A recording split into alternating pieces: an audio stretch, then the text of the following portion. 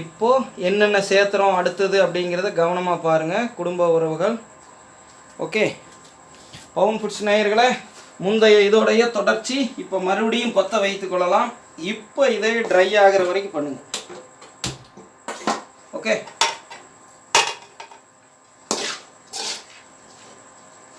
இப்போ இதையெல்லாம் என்ன பண்ணுறீங்கன்னா கொஞ்சம் ஓரமாக இப்படி தள்ளி விட்டுக்கலாம்.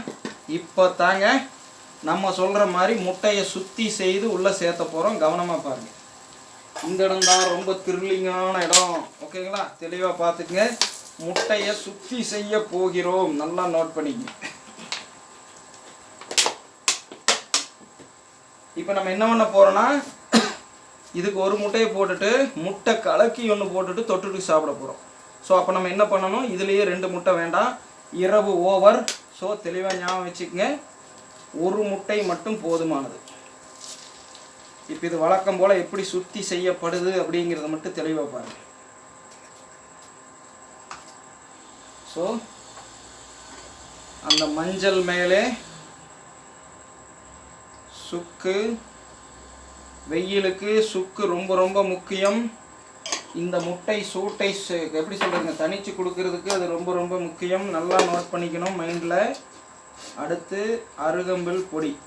ஓகேங்களா, ஸோ அதையும் நல்லா அதில் போட்டுவிட்டுக்குங்க. அப்புறம் பெப்பர் இந்த இடத்துல நிறையா போட்டுருங்க. ஏன்னா அந்த இதுக்கு சேர்த்தி வர்றதை பரோட்டாக்கு மேலே போடுறதையும் சேர்த்தி போட்டு விட்ருங்க. பெப்பர் நல்லா இந்த மஞ்சள்லேயே இருக்கட்டும். அது அடுத்தது இதாகிடும். ஓகேங்களா, அதுக்கப்புறம் இந்த முட்டைக்கான உப்பு, ஏற்கனவே பரோட்டாக்கான உப்பு போட்டோம்.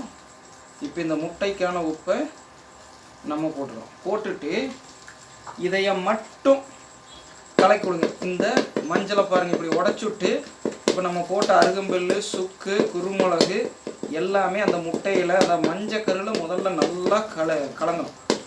ஓகேங்களா, ஸோ இப்படி எடுத்து முட்டை பரோட்டாவை லேப்பி பாருங்கள், வேறு லெவலில் இருக்கும். காலையில் காலை கடன் அற்புதமாக இது போகலாம், கேஸ்ட்ரிக் பிரச்சனை வராது.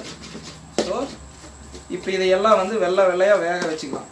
வலுவலுன்னு இருக்கக்கூடாது, ஏன்னா எல்லாத்துலேயும் போய் ஒட்டிடும். அப்புறம் நம்ம அந்தளவுக்கு எதுலைங்க ஹோட்டல் கடையில் பண்ணுற மாதிரி நம்ம ட்ரை பண்ண முடியாதுங்கிறனால இதுலேயே இங்கே பாருங்கள், இந்த முட்டை நல்லா தனித்தனியாக வெந்து இந்த மாதிரி பொடி பொடியாக இருக்கும். இந்த பக்குவத்துக்கு ஆனதுக்கப்புறம் இப்போ லேப்பலாங்களா.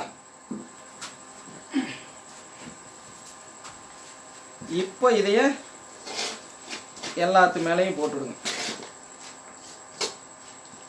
ஸோ கொத்து பரோட்டாக்கு கொத்தவும் செஞ்சாச்சு, முட்டை பரோட்டாக்கு முட்டையும் எல்லாத்து மேலேயும் அப்ளை பண்ணியாச்சு. ஸோ வேறு லெவலில் ஜீரண சக்திக்கு தகுந்த மாதிரி விஷயங்களும் சேர்த்தியாச்சு.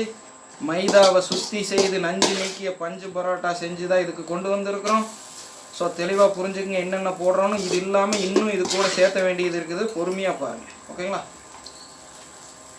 ஸோ இப்போது இந்த தருணத்தில் முட்டை அங்கங்கே பொடி பொடியாக அங்கங்கே நிற்கணும். ஸோ இந்த தருணத்தில் வந்து பார்த்திங்கன்னா நம்ம கறி லீவ்ஸ், ஸோ நல்லா நோட் பண்ணிக்கங்க, கறி லீவ்ஸ் கட்டாயம் இருக்கணும். ஃபுல்லாக போட்டுக்குங்க. வெயிலுக்கு எல்லாம் வாடிடுச்சு, நம்ம ஃப்ரிட்ஜில் வைக்கிறதில்ல, நோட் பண்ணிக்கங்க. அதுக்கு அடுத்தது கொத்துமல்லி தலை, இதுவும் கட்டாயம் இருக்கணும். நல்லா நோட் பண்ணிக்கங்க, இதுவும் கட்டாயம் இருக்கணும். நேற்று தான் வாங்கிட்டு வந்தான், அடிக்கிற வெயிலுக்கு அப்படியே சும்மா அவிஞ்சு வச்சிடலாம். இப்போ தான் கிள்றேன், அந்த வாசம் இப்போ தான் மேலே வரணும். அந்த வர வர இதில் அப்ளை பண்ணி விட்டுருங்க.